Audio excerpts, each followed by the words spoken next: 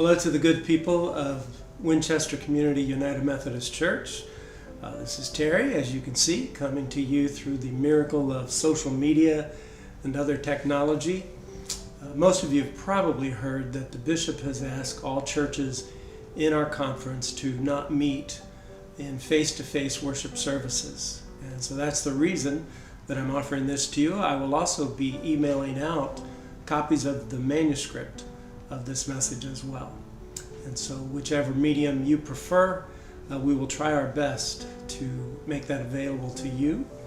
And for those of you who have a question about what do we do about our offerings to church, if you are already paying in checks, then just mail those checks to the church and we'll see that those get into the account, because even though we're not having our worship services, we still have bills that we have to pay. And that's the practical side of it. But as always, giving is something that's an act of worship. So whether you're putting it in an offering plate or you are putting it into an envelope and mailing it, it's still an act of worship. And so God bless you as you do that. We have been in a series in Revelation, and this week and next week we will conclude that series.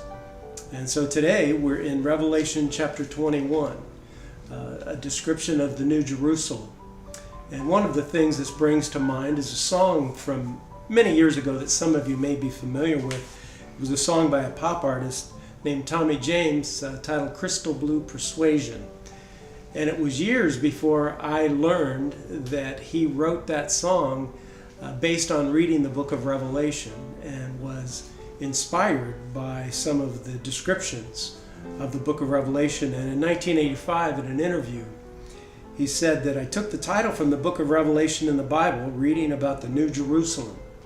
And the words jumped out at me, and I kind of spread it out over 3 or 4 verses. But it seemed to go together, and it's one of my favorite songs and one of our most requested. And one of the things he loved about that was that passages, especially like chapter 21, give hope about the future.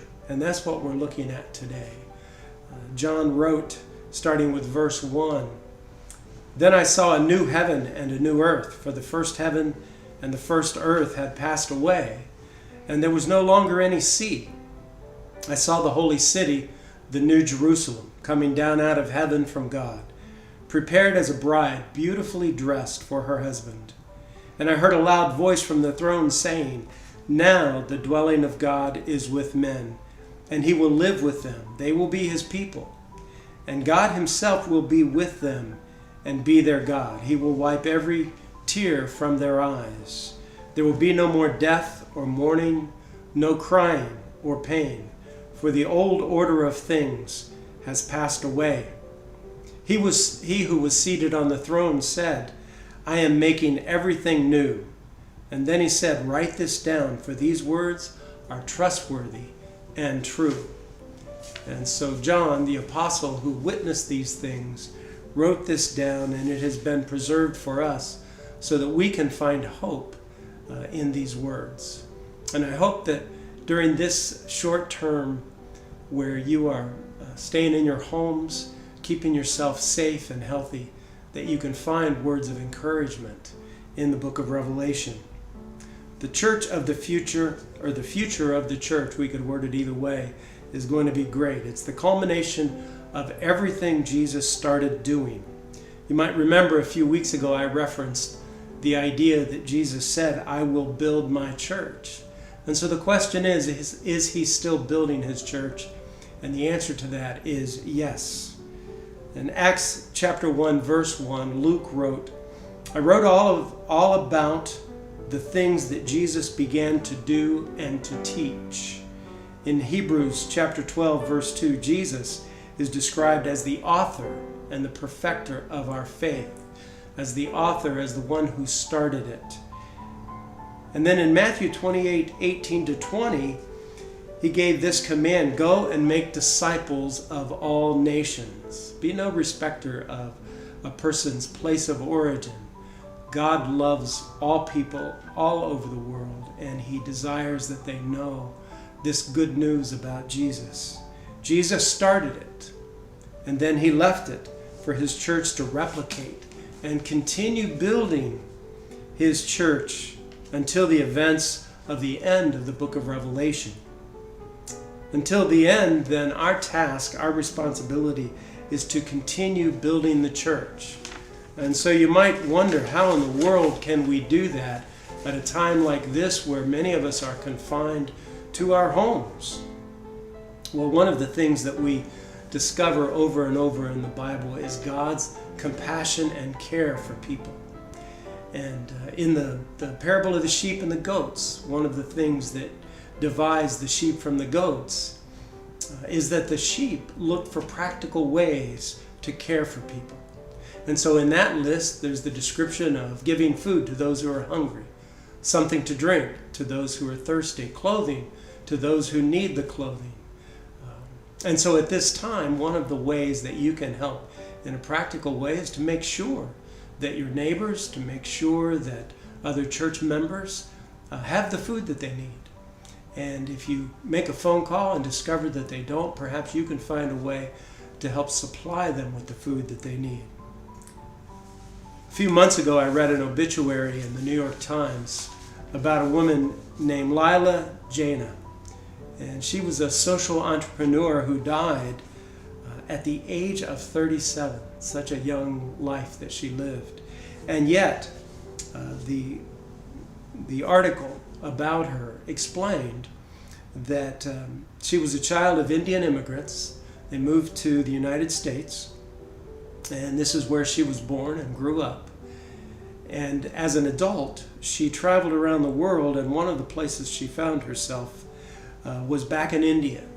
And she was traveling through one of the very poor sections of the area where she was visiting. And she saw the poor people, and the question that struck her is, couldn't the people from the slums do some kind of work? And that proved to be a galvanizing moment for her, who called the intellect of the poorest people in the world the biggest untapped resource in the global economy. And so she started a company whose purpose was to find ways to employ the poorest of the poor. She accomplished that, and at the time of her death, she was employing 11,000 people in multiple countries. And in doing that, it's estimated that she was improving the lives of nearly 50,000 people because of those 11,000 that she employed. Such a young life, and yet had such an impact on people in giving good jobs to the poorest of the poor, finding ways for them to do work.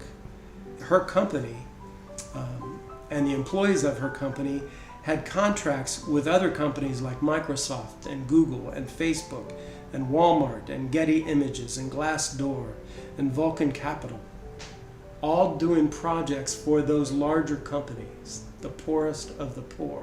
Now, I don't know if she was a Christian, but reading her story inspired me to realize that we can find things to do for the least of these. And that was one thing that was always on Jesus' heart, that we would find ways to help the poorest of the poor. And during this season, that's one of the things I hope that you will do, that you will look for ways to help people. And maybe it's just through simple phone calls, because even though you might be just staying in your home all day long, you can call people, have a conversation, find out how people are doing, email people, look at people on Facebook, stay in contact as much as you can. And one of the beauties of this age is that we have this incredible social media which allows us to do that. Next week will be the final message of this Book of Revelation series. And we're going to review a little bit and then say farewell to this particular book. I hope you're finding good, productive ways to keep yourself occupied. If you have any questions, feel free to call me or email me, send me a text. I would like to be in touch with you. I'll be calling some of you and just to find out how you're doing. And we will make it through this time together. And remember, just because you're in your home doesn't stop you from loving people. doesn't stop you from loving God, doesn't stop you from worshiping God. God is always with us.